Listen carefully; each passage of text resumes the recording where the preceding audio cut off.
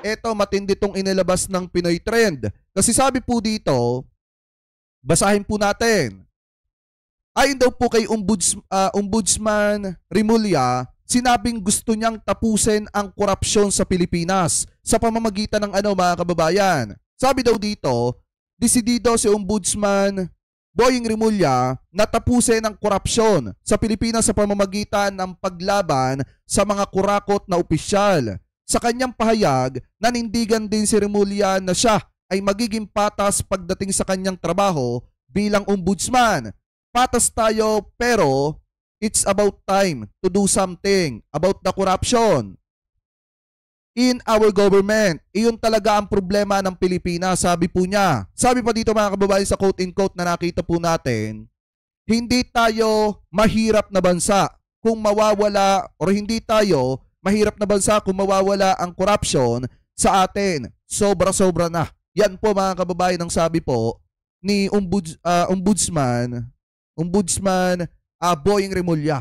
So ngayon, panoorin natin mga kababayan, ito pong interview po niya na kung saan ikinikredit po natin ito sa DZMM Teleradyo. Kanila po yan, hindi po yan natin. Gagawan lamang po natin ng reaction video. Ito, i-play na po natin. Anyway, shoutout po kay Ma'am Eileen Direnon ha. Thank you po sa pakape. Maraming salamat po sa pagsuporta po. Thank you po. Ano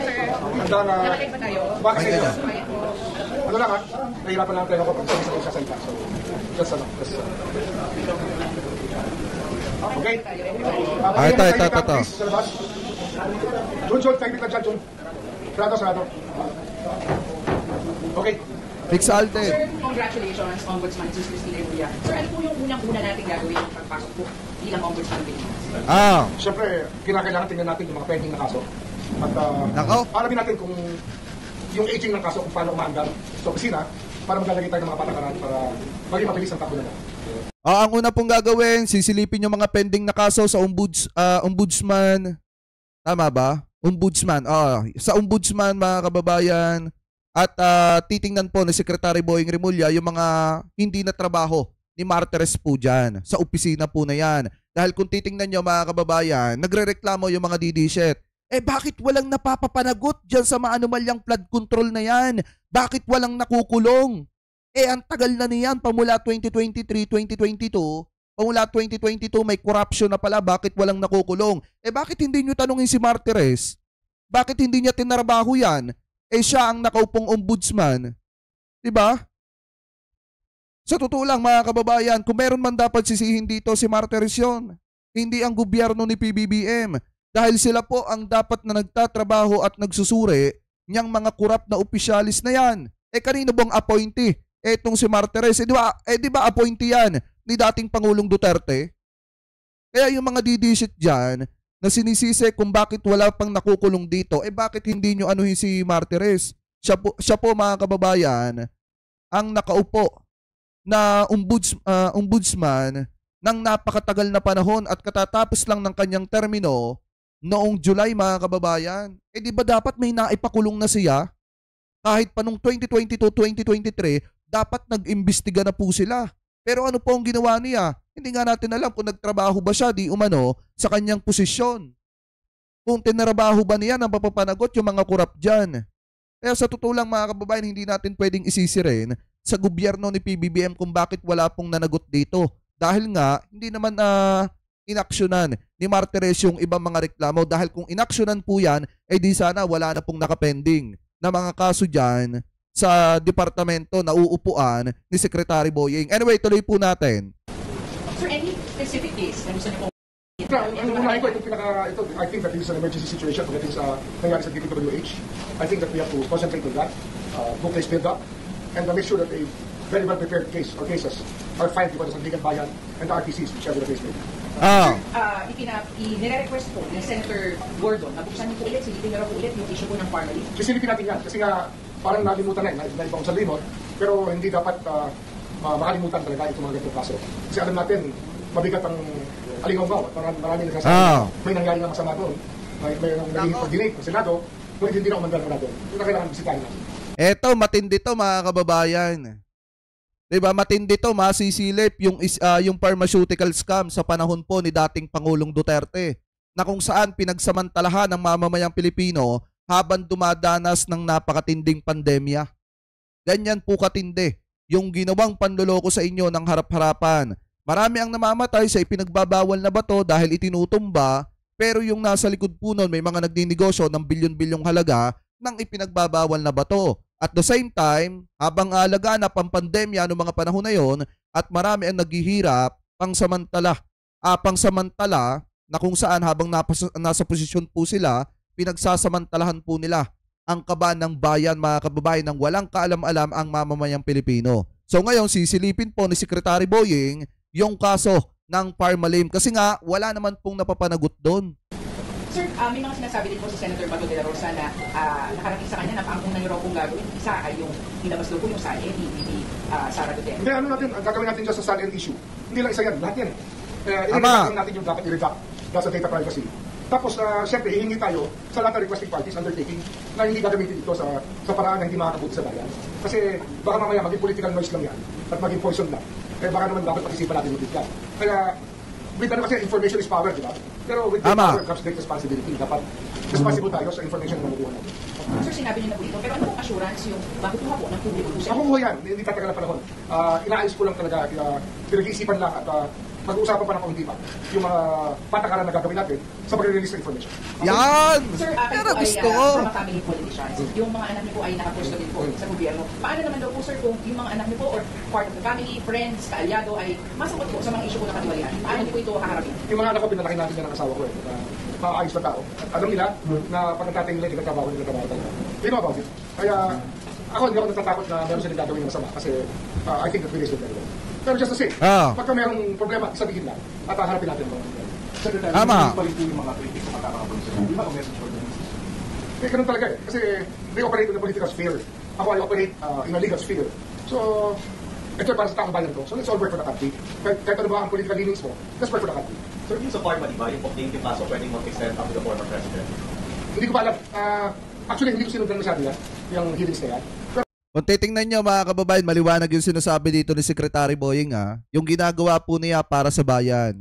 So kung may sinasabi man yung mga DDSet, dahil nga natatakot sila na baka nga mabola ni Secretary Boying, una sa listahan, etong si Sara Duterte. Halimbawa, mabunot mga kababayan yung pending na kaso ni Sara at yun ang unang maimbestigahan. Natatakot po kasi sila na baka nga magilty etong si Sara Duterte mga kababayan at mapapanagot dito po sa issue pong ito. So ngayon, ang sinasabi ni Secretary Boying, mensahe sa mga basher, na yung ginagawa po niya ay para sa bayan, hindi sa kung kanino man na mga politiko gaya po ng iniisip po nila. Pero of course, napag-uusapan niya sa ibang mga forum na nakasama ko. Siyempre, we are aware of what happened in so many ways. Ang responsibility niya will always depend on the evidence. Laging evidence yan. Pero pwede mag-extend sa mas mataas ng posisyon? Siyempre. Ano yan eh? Hanggang saan nga kayo abutin ebidensya, doon tayo tutulog. Sir, sa flood control, so mauto ko yung... Sana payagan ng ng ombudsman na ang mga vlogger, mga kababayan makapag-tanong din diyan sa loob mga kababayan ng ombudsman para makita natin at masuri natin yung proseso ng trabaho na ginagawa po nila at kung ano po yung mga kababayan, yung progreso sa kanilang investigasyon at kung sino yung mga mapapapanagot. Anyway, ituloy pa po natin. Kaya yun nga, kahapon nag-meeting kami for the last time, yung mga DOJ people, mga USEX, ASEX, the Prosecutor General. Pinag-usapan natin dyan. At kaya yung game plan ay nandun na. Kasi ang talagang gusto natin gawin, ulitin ko, kompleto ang ebidensya, pag final, ready for trial, at hihingi tayo, kanina pinag-usapan namin ni Senior Associate Justice Leonen, na continuous trial talaga. Para wala nang delaying tactics na pwedeng umiral na matagal itong mga kaso ito. Kailangan dito tuloy-tuloy ang gagawin ng kaso. So, sir, yung mga nasimulan nila dito, talagang natin. Yari! Ganun, nasimulan na dito, pero yung iba kasi niyan, pag gagawin niyan, Assistant District Engineer, sakalaw pa yan sa Memorandum of Agreement, sakalaw pa yan ng DOJ, kung tutusin. Kaya lang, pag yung mga dyanto na identify, na mas mataas, salary grade 27 na above, so hindi ganun yan. Pero, given the powers of the Ombudsman, we can always ask special teams to prosecute pag kinakailangan. You mentioned it already. So yan, kung titingnan nyo mga kababayan ang ginagawa kasi nung iba, para maliwanag lang po sa inyo kung ano po yung tinutukoy dito na delaying tactic. Diba ito yung malimit gawin ng mga abogado ni Kibuloc? yung delaying tactic mga kababayan. At ito po yung malimit gawin ng abogado doon ng iba. Para nga naman, halimbawa mga kababayan, ganito yung mangyari. Kung ang kaso kasi matibay, tapos idadaan nga naman mga kababayan sa pagdidelay-delay, yan po kasi sa kaka-delay, minsan naiibasura yung kaso. Parang katulad lang yan. Nung inihalimbawa po natin nung nakaraang araw, patungkol po doon sa impeachment ni Sara Duterte na kung saan mga kababayan, ano ba ginawa ni Chis Escudero nung nasa Senado na, nung nai-transmit na sa Senado yung usapin ng impeachment ni Sara Duterte. Di ba, i-delay nila, dinelay, sasabihin tatawid sa 20th Congress at pwedeng imbestigahan. Pero ano nangyari mga kababayan?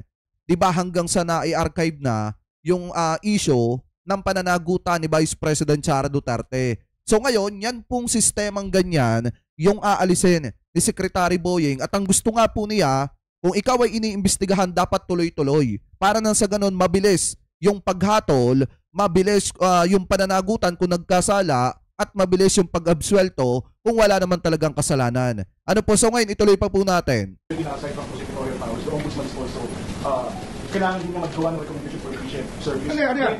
Example to Sergeant Public Utilities, regulatory tax suit.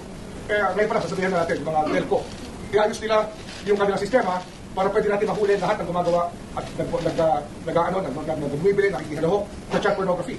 Yan, telco lang kasi ayaw nila ilabas ang standard ng IPv6 sa kanilang mga sistema.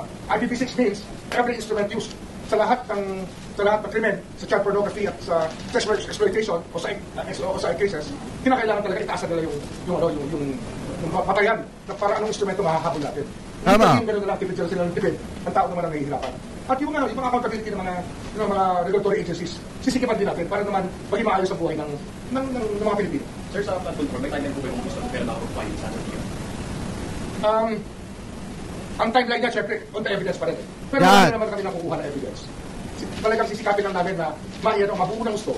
Kasi nga ayaw namin na kami maging cause ng delay. So ang timeline niya will depend on that. Pero malamang yan, within the next few weeks, pag nag-file kami, ready kami for trial. So, yan! Na-investigation nila. Pero tuloy-tuloy yan. Batch by batch. Dapat ganito, Martires. Dapat ganito, Martires. Trabaho agad. Pukpok agad para nang sa ganon, makita ng taong bayan yung resulta. Hindi yung ang tagal-tagal na sa posisyon, wala man lang atang naipakulong na politiko, mga kababayan. May pagsasama ng kaso or para sa board? As we're ready, we'll file them. Ano to the deadline is yesterday, so we have to do it every day if we have to. So you mentioned na gusto niyo magkaroon ng ombudsman's marshal. Ano po yun? Ano po magiging trabaho niya? Hindi kasi, parang Supreme Court kasi yung judicial marshals. Pero din sa ombudsman kasi nga, kailangan pangalagaan ang testigo. Kasi ngayon, we have to rely on the DOJ for witness protection. Una-una yan. Pangalaman yung security ng documents, lahat ng information na nasa loob ng ombudsman's office.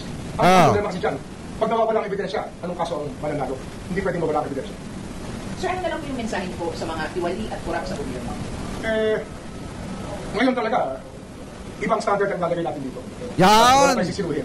Pag may tumating na informasyon na dapat imbestigahan natin, patawagin natin lahat na merong poder para mag-disclose ang information tungkol sa mga kasong pinafile at gagamitin natin ang informasyon sa korte para usigin yung mga lalabas sa batas at magmamalabis sa kanilang mga responsibilidad. Oh, yan, kabahan na kayo. Yung mga ano diyan yung mga sinampahan ng plunder nung mga nakaraang taon. Ang pagkakaalam ko parang may sinampahan ng plunder diyan si former Senator Trillanes, mga kababayan. Ang pagkakaalam ko parang si Bongo ata yun ngayon yung may mga pending na plunder case, mga kababayan, katulad ni Sara Duterte, yung mga malversation po niya, mga panunuhol po niya, mga kababayan, at yung kanyang paggasta ng pera ng taong bayan. Di ba, mabibigat na kaso yon. So ngayon, yan yung kailangang maipakita rin sa taong bayan kung ano ba yung possible na pupuntahan ng mga kaso na yan na nakapending. At kung yung mga yan ay nagkasala, ay dapat po talagang ikulong.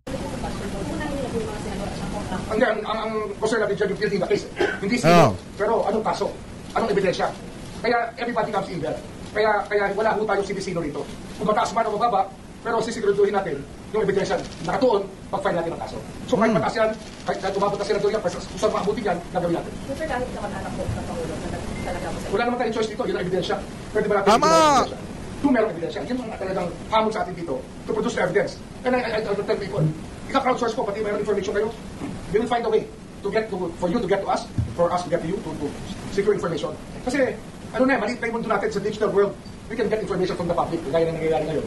And it will be of great value if it will help us secure convictions in the nearest possible time. Grabe, no? Pero I have somebody in mind already. May marching order na ako. Wala siyang marching order sa akin. Sabi niya nga, ayusin natin itong gusot na to. Kasi nga, it's a mess. Itong nangyari ito, it's a mess, di ba?